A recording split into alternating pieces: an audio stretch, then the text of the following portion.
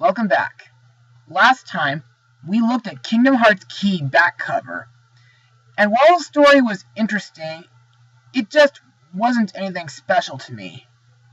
So today, we're going to look into my second favorite Kingdom Hearts game, which takes place in the realm of sleep. Released for the 3DS in Japan on March 29th, 2012, and in North America on July 31st, 2012, the game is Kingdom Hearts Dream Drop Distance. Now let's start with the story of the game. Anticipating Master Xehanort's return following the defeat of his Heartless, Ansem, and his nobody Xemnas, Master Yen Sid put Sora and Riku through a Mark of Mastery exam to deem them Keyblade Masters and counter Xehanort. For the exam, they are sent to different worlds that were restored at the end of Kingdom Hearts, albeit in a sleeping state disconnecting them from other worlds. These worlds are inhabited by Dream Eaters, creatures born from darkness that seek out the keyholes of sleep found there. Sora and Riku's task is to reawaken the sleeping worlds by unlocking the 7 keyholes of sleep and then return them to the realm of light. They are advised to create benevolent spirit Dream Eaters to guide them and battle the malevolent nightmare Dream Eaters. Sora and Riku are separated at the start of the exam and find themselves each in a separate version of the first sleeping world, Traverse Town. Throughout the exam, Sora and Riku cross paths with a gray-haired youth who is mysteriously accompanied by Xemnas and Ansem, respectively. The 3 issue warnings to Sora and Riku and play on their weaknesses as the two proceed with their test. Upon completing the exam, Sora mysteriously arrives in the world that never was, instead of the realm of light. Sora re-encounters the youth, who is revealed to be a version of Xehanort from the past, sent to gather different versions of himself throughout time to serve as vessels for fragments of the original Master Xehanort's heart. Although Sora defeats Xemnas, his heart is swallowed by darkness and encased in Ventus's armor. Elsewhere, Ansem reveals that Riku has been traveling through Sora's dreams as a Dream Eater. Riku defeats Ansem and enters the castle that never was, where he defeats the young Xehanort. Afterwards, Master Xehanort appears alongside 11 other incarnations of himself in a new Organization 13 and attempts to turn Sora into his final vessel, intending to pit his 13 Seekers of Darkness against 7 Guardians of Light, in order to recreate the Keyblade. He is foiled when Sora is rescued by Lee, the revived human form of Axel from the original organization. Xehanort and his incarnations vanish, assuring that they will inevitably clash. Sora's body is brought back to Yen Sid's tower, where Riku enters Sora's dreams and releases his heart from Ventus's armor, which was possessed by a nightmare. Riku then arrives at a digital version of the Destiny Islands, where he meets a virtual copy of Ansem the Wise. Ansem assures that Sora is now awake and gives Riku his research data he had left in Sora's heart to help Sora save those connected to his heart. Upon returning to the realm of light, Riku is declared a Keyblade Master by Yen Sid for braving the realm of sleep a second time to reawaken Sora. Lee also reveals himself to have become a Keyblade wielder and intends to become a master as well. Sora is distaunted by his failure and returns to the sleeping worlds, where he thanks his spirit Dream Eater companions. In the game's secret ending, Yen Sid and Mickey discuss Xehanort's plan. Yen Sid reveals his intent to gather 7 Keyblade wielders strong enough to combat the new Organization 13 in order to prevent Xehanort from using the Princesses of Hearts to forge the Keyblade. To this end, he has Riku bring Kairi to be trained as a Keyblade wielder. So, what did I think of this game? Well, in my opinion, this game was very epic. But before I get ahead of myself, let's move on to the gameplay. Now, the game plays similarly to recent installments of the series, favoring the deck command system used in Kingdom Hearts Birth by Sleep. As such, Sora and Riku's actions are limited to their command decks. Although previous games required abilities to be learned throughout command mastery, this game defaults back to using equipable abilities that are automatically gained. Throughout the game, Sora and Riku collect and raise Spirit Dream Eaters, which act as party members. To me, these Dream Eaters are pretty similar to Pokemon, in a way. Up to 3 can be in your party at one time, with 2 being in play at a time. Dream Eaters can be interacted with through various touchscreen minigames like balloons, water barrels, and goggles to make them stronger and to unlock abilities and commands for Sora and Riku. Additionally, Sora and Riku can link with their Dream Eaters to execute powerful attacks when their link gauges are full. The player can also enter their Dream Eaters into the card-based Flick Rush minigame. There are 51 species of creatable Dream Eaters using dream pieces that are dropped by enemy nightmares. The game prominently features the flow motion system, a mechanic that allows for fluid movement around the field by interacting with the environment.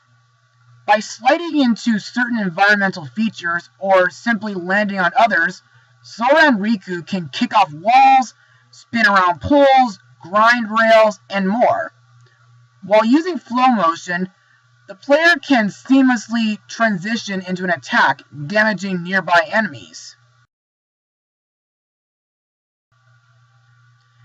The gummy ship sequences from Kingdom Hearts 1 and 2 are replaced with dive mode as the means of reaching new worlds.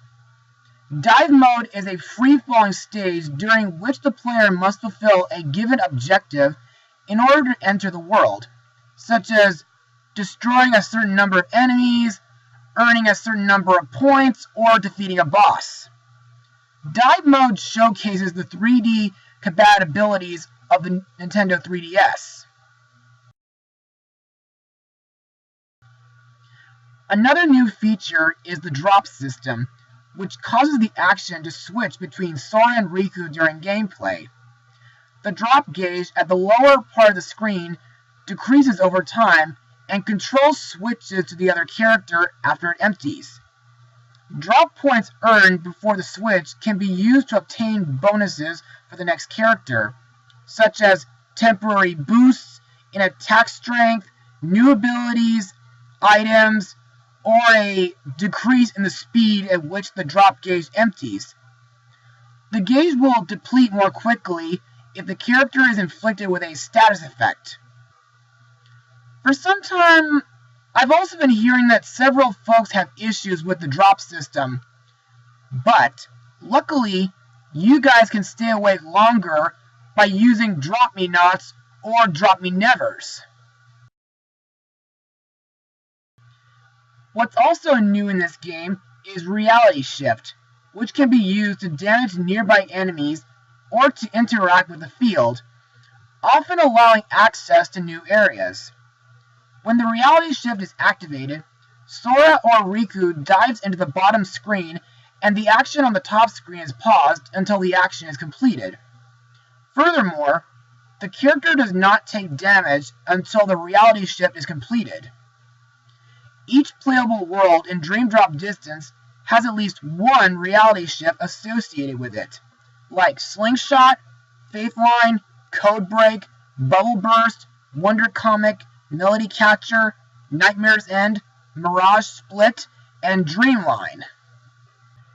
Now, this game features a total of 7 playable worlds, most of them set in a world submerged in sleep, with all the Disney-based worlds introduced being entirely new, including Le Cité des Cloches, or City of Bells from The Hunchback of Notre Dame, the Grid from Tron Legacy, Prankster's Paradise from Pinocchio, the Country of the Musketeers from Mickey, Donald, Goofy, the Three Musketeers, and the Symphony of Sorcery from Fantasia. The other two playable worlds are Traverse Town and The World That Never Was, while Twilight Town, Radiant Garden, Disney Castle, Mysterious Tower, Destiny Islands, and Castle Oblivion appear in cutscenes. Now it's time to talk about the characters in the game. Now, as we all know, this game features Sora and Riku as the two main characters of the game, taking part in a test to improve their skills with their Keyblades. The two are depicted during gameplay as their younger selves shown in the original game, while also given new clothes. A younger incarnation of Xehanort, first introduced as the optional mysterious figure boss from Birth by Sleep, returns and serves as the game's primary antagonist, together with his two revived alter egos, Ansem, the Seeker of Darkness, and Xemnas. Several former members of Xemnas' Organization 13, including Lee, and some of Ansem the Wise's apprentices, return after being restored to their human forms. Like previous games, Dream Drop Distance features various Disney characters, including Mickey Mouse, who is seen in the game in 3 different incarnations. His original characterization as the King of Disney Castle, a Musketeer as featured in The Three Musketeers, and the young apprentice of Yen Sid shown in Fantasia. Donald Duck and Goofy make several appearances as well. Characters hailing from their respective worlds remain in their worlds and play a small role in the main story, while Maleficent and Pete reprise their roles as antagonists, and Yen Sid as a supporting character. Unlike the major installments, which feature an extensive cast of Final Fantasy characters, only a single Moogle appears from the franchise. Dream Drop Distance features appearances of Neku Sakuraba, Joshua, Shiki, Beat, and Rhyme from The World Ends With You. Another game owned by Square Enix with characters designed by Tetsuya Nomura, making the first time that non-Disney, non-Final Fantasy characters have appeared in the series. Now, as mentioned earlier, this game introduces a new type of creature called Dream Eaters, which come in 2 different varieties. Nightmares, which eat good dreams and create nightmares, and serve as enemies similar to the Heartless, Nobodies, and Unversed from previous games. And Spirits, which eat nightmares and create good dreams, and act as Sora and Riku's party members.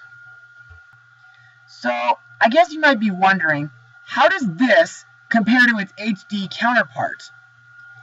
Well, Dream Eater-related minigames have been reworked for the PS4 controller.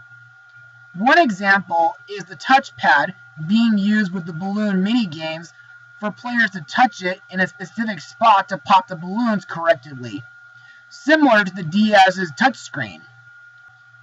Also, due to the lack of camera function, the treasure goggles item and minigame have been replaced with the candy goggles. Also, 3 new Dream Eaters, Katanuki, Tubgwin Ace, and Beetlelike have been added to this game. The Link system now has its own dedicated submenu, along with an additional submenu for switching between Dream Eaters present in the current party. Dive Mode now features its own dedicated command menu. Also, by pressing the touchpad on your PS4 controller, players are able to pull up a full view map of the current area. Reality shifts and flick rush have been reworked to accommodate a single screen and the PS4 controller. When activating reality shifts, Sora and Riku now raise their Keyblades, followed by a flash of light, as opposed in the original version where they jump and dive directly into the ground. The game now runs at exactly 60 frames per second during gameplay, while cutscenes remain at 30 frames per second. Drop times have been extended. The command menu now displays 3 commands instead of 2. The user interface has been redone with higher resolution textures and in, well, authentic, more consistent with previous games.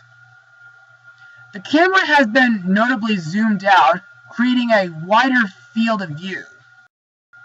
What's more, the opening sequence has been reworked to fit the CGI animation, opening credits, and some of the Mickey Mouse animations from the original game onto one screen. And finally, due to the lack of a camera and a street pass function, 2 trophies have been replaced. And now, let's move on to my final words. Overall, Kingdom Hearts Dream Drop Distance is a really fun game. The gameplay is very thrilling and adventurous, the graphics are improved, the characters are epic, as well as the Dream Eaters that you use on your journey are really cool. The story is fantastic, and it gets me pumped to see what Xehanort will do when Kingdom Hearts 3 gets released. So, my rating for this game is a full 100%. Well, that's it for part 2. Be sure to join me again next time, where we look into Aqua's journey into the realm of darkness. To be continued.